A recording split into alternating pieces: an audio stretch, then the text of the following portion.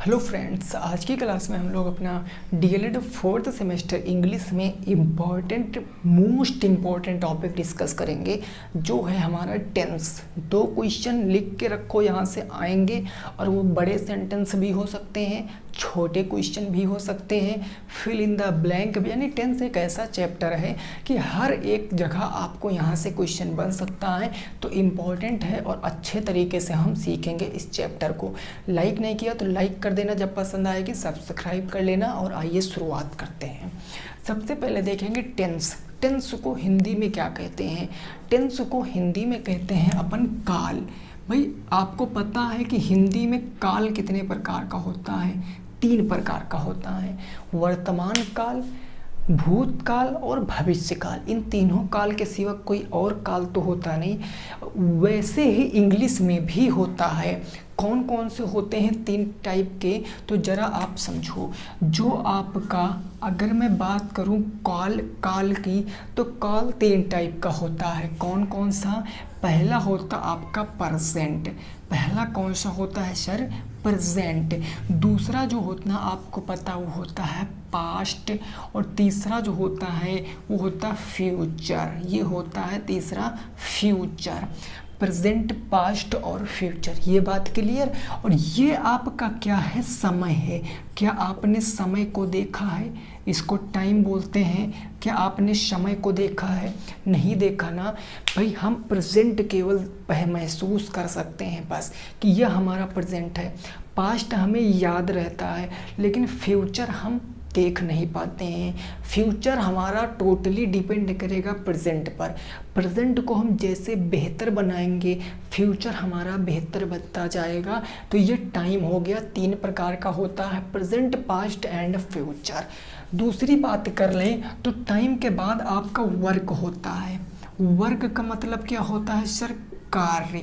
अच्छा जरा हमें बताओ कि कार्य कितने प्रकार से होता है?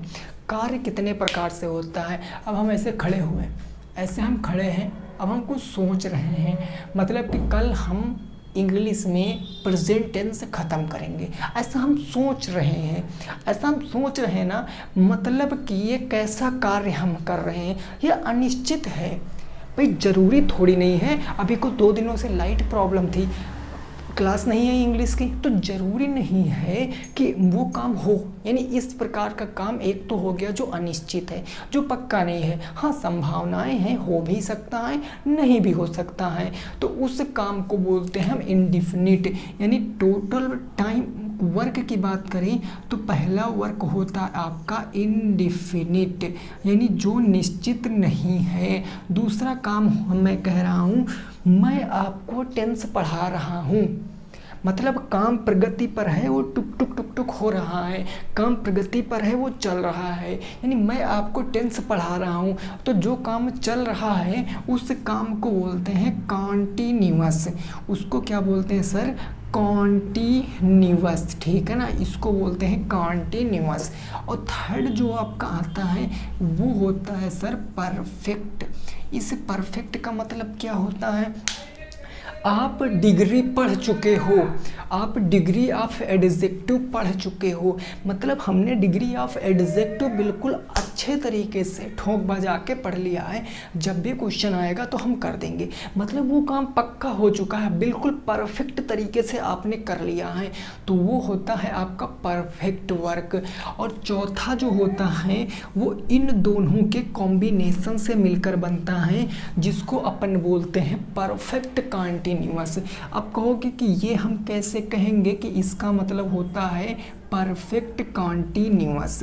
जरा मेरी बात को समझने की कोशिश करना।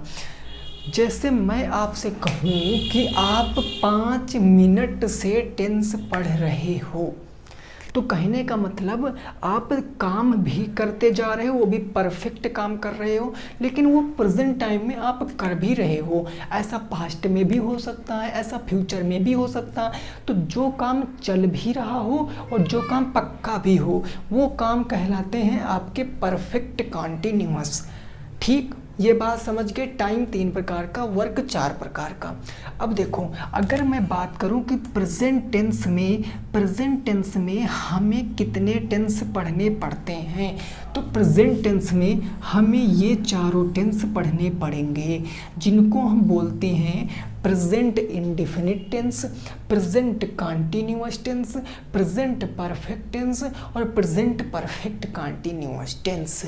उसी प्रकार हम पास्ट टेंस में भी इन्हीं को पढ़ेंगे। कौन सा? Past indefinite tense, past continuous, past perfect, past perfect continuous. Future में भी पढ़ेंगे चारों को। और याद रखना, अगर टेंस नहीं आएगा तो ना तो आप एक्टिव वॉइस पैसिव वॉइस लगा सकते हो, ना तो आप नरेशन जिसको डायरेक्ट इनडायरेक्ट बोलते हैं वो लगा सकते हो। और यहाँ से भी एक क्वेश्चन पेपर में आएगा, यहाँ से भी एक क्वेश्चन पेपर में आएगा, टेंस से 2 क्वेश्चन आएंगे। तो 4-5 क्वेश्चन पक्के करोगे यही पूरे 3-4 क्लासों से। अब देखो, हम 1 बाय 1 करके डिस्कस करेंगे। सबसे पहले हम प्रेजेंट को उठाएंगे और इसको अच्छे से पूरा निचोड़ कर हम लोग पढ़ेंगे। तो एक बार चाहो तो इसका स्क्रीनशॉट ले सकते हो। फिर हम देखेंगे प्रेजेंट इंडेफिनिट टेंस से शुरुआत करेंगे। ठीक है ना?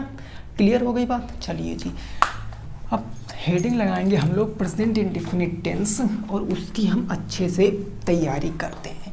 बिल्कुल कंसंट्रेट रहना, जो चीज़ नहीं पता है उस चीज़ को आप याद करना, नोट करना। फर्स्ट जो हम पढ़ेंगे वो पढ़ेंगे sir present indefinite tense, present indefinite tense. अब आपको पता है इसकी पहचान तो हिंदी में सबको पता है कि वाक्य के अंत में ता ती ते आएंगे। तो आप हिंदी में लिखना चाहते हो तो लिख लो, वाक्य के अंत में ता ती ते ये सारे शब्द ETC शब्द आते हैं। लेकिन अगर मैं इंग्लिश में बात करूं तो इंग्लिश में हम इसके पहचान कैसे करेंगे? इसमें पहचान तो जरा देखो, पहचान कैसे करते। सबसे पहले आप इसमें क्या देखोगे? सबसे पहले इसमें जो ट्रुथ बातें होती हैं, ट्रुथ का मतलब क्या होता है? जो सत्य है वो बातें प्रेजेंट इंडेफिनिट टेंस में ही आएंगी। जो सत्य है बिल्कुल वो इसी में आएंगी। ठीक है ना? दूसरी जो यूनिवर्सल ट्रुथ है, यूनिवर्सल ट्रुथ जो है वो भी इसमें आएगा। अब यूनिवर्सल ट्रुथ को क्या बोलते हैं? मतलब जो बिल्कुल पक्का है। जैसे मैं कह दूं the sun rises in the east, सूरज पूरब में निकलता है, तो क्या आप इसको बदल सकते हो? कोई ऐसा जो इसको बदल सकता है? नहीं। वो हम जब थे तो भी पूरब में निकलता था, जब हमारे बाबा थे तो भी पूरब में निकलता है, और जब हमारे पिता लड़के के लड़के हो जाएंगे, मतलब मैं जिनका बाबा हूँगा, तब भी उम्मीद है कि वो पूरब में ही निकलेगा। ये यूनिवर्सल ट्रुथ है, फैक्ट है। तो ट्रुथ और यूनिवर्सल ट्रुथ ये सब प्रेजेंट इंडेफिनिट टेंस में। दूसरी बात, यहाँ पर हैबिट्स भी आती हैं आपकी। हैबिट्स का मतलब आदतें। कैसी आदतें? मैंने कहा आपसे, क्या कहा कि कोई मान लिया सुबह टहलने जाता है। भाई कोई सुबह, ऐसे मैंने कहा कि वह सुबह टहलते हैं, वह सुबह टहलते हैं, हम उसको क्या लिखेंगे? ही वॉक्स इन द मॉर्निंग, वह सुबह में टहलते हैं। तो कहने का मतलब अगर कोई आपकी हैबिट्स है, उसकी सुबह में टहलने की हैबिट्स है, तो हैबिट जो हैं वो सारी प्रेजेंट इंडेफिनिट टेंस में ही आएंगी, आदतें। ठीक है ना? दूसरी बात हम कर लेते हैं, हैबिट्स हो गई सर, यूनिवर्सल ट्रुथ हो गया, और क्या क्या बातें इसमें आ सकती हैं? तो सबसे इम्पॉर्टेंट चीज़ जो है आपकी वो है न्यूज़। न्यूज़ जो आपकी होंगी, न्यूज़ की जो हेडलाइन होती हैं, हेडलाइंस। आपने कभी न्यूज़ की हेडलाइंस पढ़ा है? पेपर पढ़ा है इंग्लिश वाला आपने? उसमें जो फ्यूचर की बातें होती हैं ना, वो भी प्रेजेंट में बताई जाती हैं। सपोज दैट बता दिया गया कि कल प्रधानमंत्री अमेरिका जाएंगे, फ्यूचर की बात हो गई ना, कल जाएंगे, तो उसको आज के ही प्रेजेंट में ही बताएंगे कि PM मोदी गोज़, है ना, अमेरिका इन ऐसे करके बता देंगे, अभी आगे एग्जाम्पल कराएंगे, पहले तो आप इतना समझो। तो जितनी भी न्यूज़ की हेडलाइंस होती हैं, जितने भी ट्रुथ होते हैं, जो भी यूनिवर्सल ट्रुथ होते हैं, जो हैबिट्स होती हैं, वो सारी किस में आएंगी, प्रेजेंट इंडेफिनिट टेंस में आएंगी।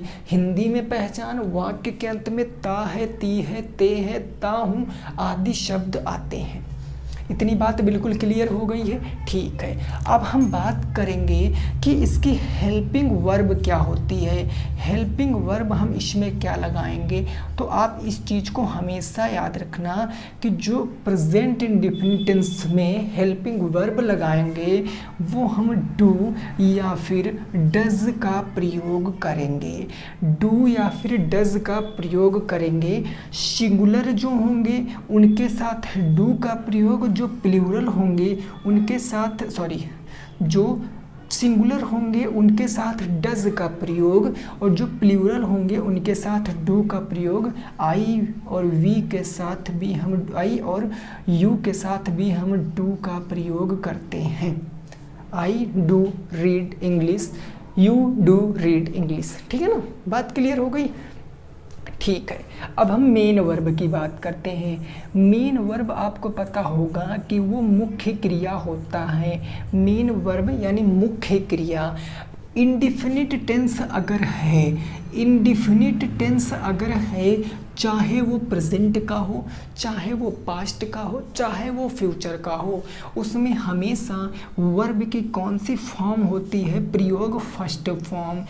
इसका एक ना अपवाद भी है, पास्ट इंडिफिनिट टेंस के अफर्मेटिव सेंटेंस में वर्ब की सेकंड फॉर्म प्रयोग होती है, याद रखना। सेकंड फॉर्म अगर बनी है तो ओनली पास्ट इंडिफिनिट टेंस के अफर्मेटिव सेंटेंस के लिए, बाकी चाहे प्रेजेंट का इंडिफिनिट ले लो, चाहे पास्ट का इंडिफिनिट ले लो, चाहे फ्यूचर का इंडिफिनिट ले लो, जो मेन वर्ब होगी वो हमेशा फर्स्ट फॉर्म ही लगेगी। हेल्पिंग वर्ब बदलती रहेंगी। इंडिफिनिट में डू डस, अभी कॉन्टिन्यूअस में आओगे तो इज एम आर आ जाएगा, परफेक्ट में जाओगे हैज़ हैव आ जाएगा, परफेक्ट कंटीन्यूअस में चाहोगे हैज़ बीन हैव बीन, ये बदलती रहेंगी। मेन वर्ब जो प्रेजेंट में लग जाएगी वही वाली लगती जाएंगी पास्ट में और फ्यूचर में, इस बात को आपको याद रखना है। मेन वर्ब क्या हो गई, फर्स्ट फॉर्म, ठीक है। अब हम स्ट्रक्चर देखते हैं। आपको पता है कि जो सेंटेंस आपका होता है, बेसिकली मैं नीचे थोड़ा सा लिख कर बताता हूँ, जो आपका सेंटेंस होता है वो आपका 4 कैटेगरी में डिवाइड होता है। तो सेंटेंस यहाँ भी आपके 4 प्रकार के होंगे जिनके रूल आपको याद रखना है।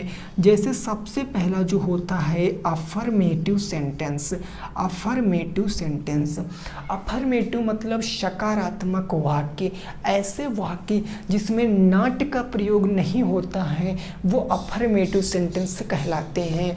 अब इसका रूल होता है, सबसे पहले आपका सब्जेक्ट आएगा, सब्जेक्ट के बाद आपका वर्ब की फर्स्ट फॉर्म के साथ ईएस या फिर एस लगाएंगे, देन लास्ट में आपका ऑब्जेक्ट आ जाएगा।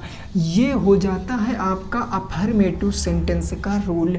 सब्जेक्ट प्लस वर्ब की फर्स्ट फॉर्म प्लस एस या ईएस प्लस ऑब्जेक्ट, और ये कब एस या ईएस लगाएंगे अभी आगे बताएंगे। दूसरा जो आपका होता है वो होता है निगेटिव। ये होता है निगेटिव सेंटेंस, नकारात्मक वाक्य। ऐसे वाक्य जिसमें नॉट का प्रयोग होता है वो निगेटिव सेंटेंस हो जाते हैं। यहाँ पर हम क्या प्रयोग करेंगे, सब्जेक्ट, सब्जेक्ट के बाद डू या फिर हमारा आएगा डज, देन लगाएंगे नॉट, फिर लगाएंगे हम वर्ब की फर्स्ट फॉर्म और उसके बाद आ जाएगा ऑब्जेक्ट। तो ये हो गया निगेटिव सेंटेंस का रूल, और ये सब आपको पता होगा तो भी आप कर पाओगे, नहीं तो नहीं कर पाओगे। फिर आता है आपका इंट्रोगेटिव। इंट्रोगेटिव सेंटेंस ऐसे सेंटेंस होते हैं जिसमें हम क्या से शुरुआत करते हैं, क्या आप पढ़ते हो, क्या आप खाते हो, क्या आप गाते हो, क्या आप नाचते हो, ये सारी बातें जो क्या से शुरू होती हैं, जिनका उत्तर हम यस या नो में दे सकते हैं, वही होते हैं इंट्रोगेटिव सेंटेंस। और इसकी शुरुआत हमेशा हेल्पिंग वर्ब से करेंगे, डू या फिर डज सबसे पहले लिखेंगे, देन उसके बाद हम सब्जेक्ट लिखेंगे, फिर हम नॉट लिखेंगे अगर है तो। ये मैंडेटरी नहीं है, ये अगर है तो लिखेंगे, नहीं लिखेंगे। फिर आपका हम वर्ब की फर्स्ट फॉर्म और लास्ट में हम ऑब्जेक्ट लिखेंगे। फिर ये इंट्रोगेटिव है ना, तो यहाँ पर हम प्रश्नवाचक चिन्ह लगा देंगे। ये इंट्रोगेटिव सेंटेंस का क्या बन जाएगा, आपका स्ट्रक्चर बन जाएगा, अफर्मेटिव, नेगेटिव, इंट्रोगेटिव। लेकिन एक बात याद रखना है, इसमें एक आपका निकल कर आता है double interrogative. Double interrogative sentence क्या है? अब मैंने आपसे क्या कहा, मैंने आपसे पूछा क्या आप प्यार करते हो? आप कहोगे यस या फिर नो, आप दो में से एक की बात तो कहोगे। लेकिन मैंने आपसे पूछा कि आप प्यार क्यों करते हो, तो आप बहुत बड़े बड़े रीज़न बताओगे कि हम प्यार इसलिए करते हैं ताकि हमारी ज़िंदगी बर्बाद हो सके या आबाद हो सके, हम आगे शादी करेंगे, जो भी हैं आपकी रिक्वायर्ड वो सारी चीज़ें आप बताओगे हमसे, है ना। क्योंकि मैंने प्रश्न पूछा कि आप प्यार क्यों करोगे या क्यों करते हो, तो यहाँ देखो WH फैमिली, कब, क्यों, कैसे, कहाँ, ये सब जो सारे शब्द होते हैं बीच में अगर आ जाएं, और ज़रूरी नहीं है कि बीच में आए, पहले भी आ सकते हैं। आपको क्वेश्चन की भावना समझना पड़ेगा कि इस क्वेश्चन का उत्तर अगर हम लंबे से देंगे, मतलब विस्तार से, तो वो डबल इंट्रोगेटिव होगा। लेकिन अगर उस क्वेश्चन का उत्तर हम हाँ या ना में दे सकते हैं, जैसे मैंने आपसे कहा क्या आपको कार चलाना आता है, आप कहोगे यस, अगर आता है तो यस कहोगे, अदरवाइज नो कहोगे। आप ये थोड़ी नहीं कहोगे हाँ आता था, लेकिन हम गैर जब आगे वाला लगाते हैं तो पीछे जाता है, पीछे वाला लगाते हैं तो आगे जाता है,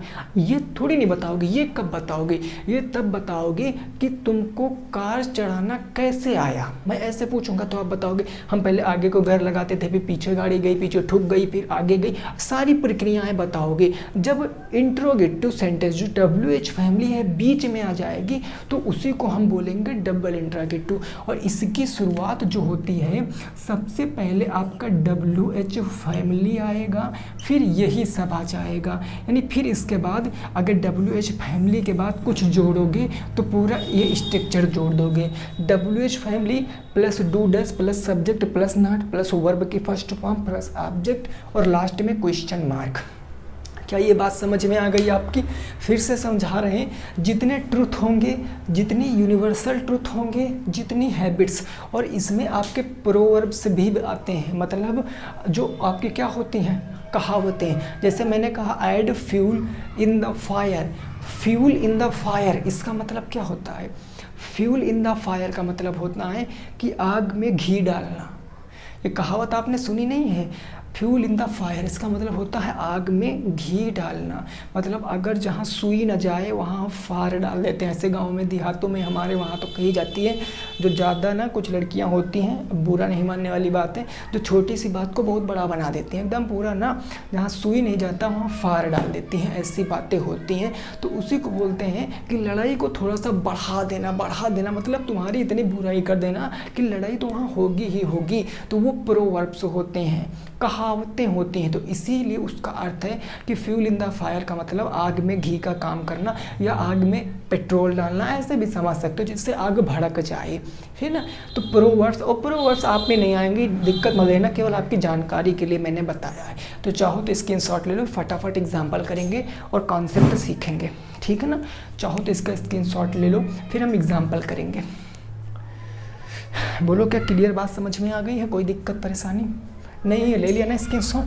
चलिए मेरे दोस्त, अब उम्मीद करते हैं आपको प्रेजेंट इंडेफिनिट टेंस की सारी जानकारी पता हो गई है। अब हम क्या करेंगे, एक एक एग्जाम्पल करके उसको सॉल्व करने की कोशिश करेंगे, है ना। देखो, मैंने पहला एग्जाम्पल कहा, हमने पहला एग्जाम्पल कहा कि वह स्मोक करता है। हमने कहा वह स्मोक करता है या वह सिगरेट पीता है, ऐसे नहीं, तो ऐसे समझ लीजिए वह मंदिर जाता है। बिल्कुल बेसिक सा मैंने कहा कि वह मंदिर जाता है। अब आप एक बात समझो, सब्जेक्ट ऑब्जेक्ट पहचानने में कई लोगों को दिक्कत होती है कि सब्जेक्ट क्या है, ऑब्जेक्ट क्या है। आज बता देंगे, कभी आप भूलोगे नहीं सब्जेक्ट क्या है, ऑब्जेक्ट क्या है। सब्जेक्ट वो होता है जो वर्क को करता है, जो वर्क करता है वो क्या होता है, सब्जेक्ट। और वर्क जिस पर होता है, वर्क जिस पर होता है उसको क्या बोलते हैं हम, ऑब्जेक्ट बोलते हैं। और जो करता है उसको सब्जेक्ट बोलेंगे। बस नॉर्मल सी बात है। अब मैं आपसे कह देता हूँ कि सब्जेक्ट क्या है, आप कहोगे वह सब्जेक्ट है। वह क्या हो गया आपका सब्जेक्ट। क्यों हो गया वह सब्जेक्ट, क्योंकि वह मंदिर जाता है ना, तो वह अपने पैरों से, बाइक से, किसी से, नाव से, किसी से भी मंदिर जा सकता, लेकिन जाता वो है, तो काम वो करता है, वो सब्जेक्ट हो गया। और कहाँ जाता है, मंदिर जाता, तो काम किस पर होगा भैया, वो ऑब्जेक्ट होगा। तो कहाँ जाता है, मंदिर जाता है, तो ये हो गया आपका ऑब्जेक्ट। और जाना, जाना क्या है आपकी, मेन वर्ब है, तो ये मेन वर्ब हो गया। क्या हो गया, मेन वर्ब। अब सारी चीज़ें मैंने आपको बता रखा है। ये अफर्मेटिव सेंटेंस है क्योंकि इसमें नॉट का प्रयोग नहीं, ना तो प्रश्नवाचक है क्योंकि इसमें प्रश्न का प्रयोग नहीं। तो सबसे पहले हम क्या लिखेंगे, सब्जेक्ट, सब्जेक्ट होता ही, फिर हेल्पिंग वर्ब लिखेंगे नहीं क्योंकि अफर्मेटिव है। मेन वर्ब, जाने का क्या होता है, गो होता है, अभी रुकना, फिर कहाँ, मंदिर, तो ही गो टू मंदिर, मंदिर। ठीक है ना, स्पेलिंग थोड़ा सा मिस्टेक हो जाएगी तो आप देख लेना अपने हिसाब से, ठीक है ना, क्योंकि भैया उतनी स्पेलिंग हमारी सही नहीं होती है। हमने लिखा ही गो टू मंदिर। अब ये जो गो आया ना, मेरे पास इस बात को समझो, थोड़ा सा समझो। ये गो आया, हम यहाँ पर एस या ई एस लगाएंगे। क्यों, क्योंकि ये जो हमारा है ये बेसिकली प्रेजेंट इंडेफिनिट टेंस का अफर्मेटिव सेंटेंस है, तो हम मेन वर्ब के साथ एस या ई एस लगाएंगे। तो गो के साथ हम क्या लगाएंगे, ई एस लगाएंगे, तो क्या हो जाएगा, ही गोज टू टेम्पल कह सकते हैं, मंदिर कह सकते हैं, आप समझ लो इसको, टेम्पल भी कह लो भैया, लो टेम्पल हो गया। तो ये हो गया ही गोज टू टेम्पल, वह मंदिर जाता है। लेकिन अगर मैं इसको थोड़ा सा एक्सप्लेन कर दूं, जरा मेरी बातों को समझना। मैंने कहा वह मंदिर जाता है, हमने कहा वह मंदिर, वह मंदिर अपने माता पिता के साथ जाता है, वह मंदिर अपने माता पिता के साथ जाता है। हमने कह दिया ये बात आपसे, तो अब आप कैसे बनाओगे, कुछ करना थोड़ी नहीं है। ही गोज टू मंदिर, ही गोज टू टेम्पल, इतना बिल्कुल क्लियर है। अब क्या है, किसके साथ जाता है, जरा देखो। अब आपको मैं जो बता रहा हूँ वो बात को समझना। इंग्लिश आपकी ऐसे और ऐसे और ऐसे और ऐसे चलती है, प्लस कर देते हैं, सेंटेंस हमारा बन जाता है। यानी अगर बड़ा सेंटेंस है तो पहले रूल वाला पूरा लिख लेंगे, फिर हम बैक से जाएंगे पीछे से, और पीछे से इंग्लिश लिखते आएंगे, हमारा बन जाएगा। तो पीछे से इंग्लिश लिखेंगे, पीछे से इंग्लिश है, हमने हेल्प, जाता है हमने गोज लिख दिया। अब साथ, साथ की इंग्लिश क्या होती है, विद, तो हमने क्या लिख दिया भैया, विद, ये हमने लिख दिया विद। किसके साथ, माता पिता के साथ। माता पिता का मतलब क्या होता है, पेरेंट्स होता है, तो बन गया sentence, he goes to temple with parents. लेकिन किसके साथ भाई, अपने तो है और अपने माता पिता, और अपने के लिए, ही के लिए क्या प्रयोग करेंगे, हिज, तो हमने लिखा हिज पेरेंट्स, लो बन गया, क्या हो गया, he goes to temple with his parents, और ये क्या हो गया, बिल्कुल करेक्ट हो गया। आप समझ में आ गया ना। चलिए नेक्स्ट हम दे रहे हैं दूसरा, करके बताओ। दूसरा हमने दिया, हमने कहा मैं अंग्रेजी, या हम ऐसे कहें, मैं अपने प्रिय विद्यार्थियों को अंग्रेजी पढ़ाता हूँ। मैं अपने प्रिय विद्यार्थियों को अंग्रेजी पढ़ाता हूँ। हमने एक ये सेंटेंस कह दिया। अब इसका क्या बन जाएगा, ज़रा आप हमें बताओ। मैं अपने प्रिय विद्यार्थियों को अंग्रेजी पढ़ाता हूँ, ये पढ़ाता हूँ, ये क्या हो गया, वर्ब हो गया, मेन वर्ब हो गया, ठीक है ना। मैं कौन पढ़ाता है, मैं, तो ये मैं क्या हो गया, आपका सब्जेक्ट हो गया। अपने प्रिय विद्यार्थियों को, किन को पढ़ाते हैं, प्रिय विद्यार्थियों को, अपने प्रिय विद्यार्थियों को। तो ये जो अपने प्रिय विद्यार्थियों को, सॉरी पहले आप समझो, मैं क्या करता हूँ, अंग्रेजी पढ़ाता हूँ, तो ये अंग्रेजी ऑब्जेक्ट हो जाएगा। क्या हो जाएगा, अंग्रेजी ऑब्जेक्ट। और ये सारे अदर वर्ड होंगे जिनको हम बाद में लिखेंगे। आइए लिखते हैं, इसको बनाते हैं। हमने लिखा आई, मैं के लिए हमने आई का प्रयोग, आई के साथ किसी का प्रयोग करेंगे नहीं, डू डस नहीं प्रयोग करेंगे क्योंकि अफर्मेटिव सेंटेंस है। तो आई के बाद क्या हो जाएगा, पढ़ाने का, टीच, और यहाँ पर TACH हमने टीच लिख दिया। टीच देख लेना, स्पेलिंग मेरे भाई, स्पेलिंग के लिए माफ़ी चाहते हैं, स्पेलिंग गलत हो जाएगी तो आप ना उसके लिए कमेंट मत करना। स्पेलिंग गलत हो सकती है हमसे, हम मानते हैं स्पेलिंग हमारी उतनी मजबूत नहीं है। आई टीच, और क्या टीच, इंग्लिश, आई टीच इंग्लिश। हमने कहा आई टीच इंग्लिश, अब किसको, अपने प्रिय विद्यार्थियों को। तो आई टीच इंग्लिश, और आई के लिए ऑब्जेक्ट क्या होगा, माई, इसके लिए होगा my. I teach English my dear student, my dear students, प्रिय विद्यार्थियों को, मैं अपने प्रिय विद्यार्थियों को अंग्रेजी पढ़ाता हूँ। I teach English my dear students, मेरे प्रिय विद्यार्थी या अपने प्रिय विद्यार्थी। बात बिल्कुल बना दिया है। I teach English my dear students. अब आपको यहाँ पर क्या देखना है, क्या ये जो हमने सेंटेंस बनाया है यह करेक्ट है या करेक्ट नहीं है। आपको इसका सलूशन देना है कमेंट बॉक्स में। कोई किसी चीज़ की कमी है वो लगा के बताना है, कमी नहीं है तो आप ऐसे ही लिख कर बताओगे। बस ये समझ लेना मैं इसलिए इसको दे रहा हूँ, और ये मान के चलना कि इसमें अभी कमी है किसी चीज़ की, ये ज़रूर मान कर रखना कमी है इसमें किसी चीज़ की, और वही कमी आपको यहाँ पर खोजना है और इसका जवाब आपको कमेंट बॉक्स में देना है। कल हम प्रेजेंट पूरा ख़त्म कर देंगे, प्रेजेंट इंडेफिनिट ख़त्म कर देंगे, past present continuous, present perfect continuous कल ख़त्म हो जाएगा। आज आपकी समझ में थोड़ा बहुत बातें आई कि नहीं आई हैं, इस बात को आप याद रखना।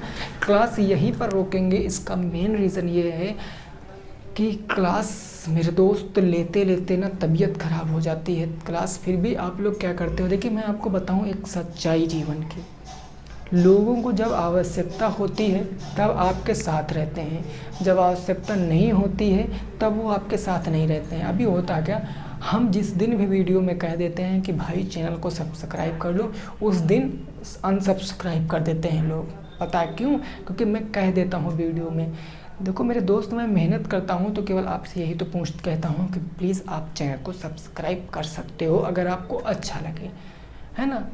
बस मैं आपसे यहाँ पर सारी बातें बता रहा हूँ, जितना हमें आता है मैं उतनी चीज़ आपको बताता हूँ। फिर भी अगर आपको लगता है कि नहीं हमें नहीं सब्सक्राइब करना चाहिए, नहीं लाइक करना चाहिए, मत करो, पढ़ लो आप बस, ठीक है ना। आप पढ़ लो, आपके नंबर अच्छे आ जाएं। हमारा क्या है, हम तो जैसे कल थे उससे भी बदतर आज हो चुके हैं, ठीक है ना। कोई नहीं, आप अपना ख्याल रखना, मस्त तरीके से जीना, चीज़ें सीखना, और जो भी आपको ना समझ आए वो कमेंट करना, मैं आपको बताऊंगा। मिलेंगे नेक्स्ट क्लास में। जय हिंद, जय भारत और वंदे मातरम। इस चीज़ को आपको बताना है, सही है गलत, जो चीज़ की कमी है वो कमी आपको लिख कर बताना है, ठीक है ना। चलो, बेस्ट ऑफ लक।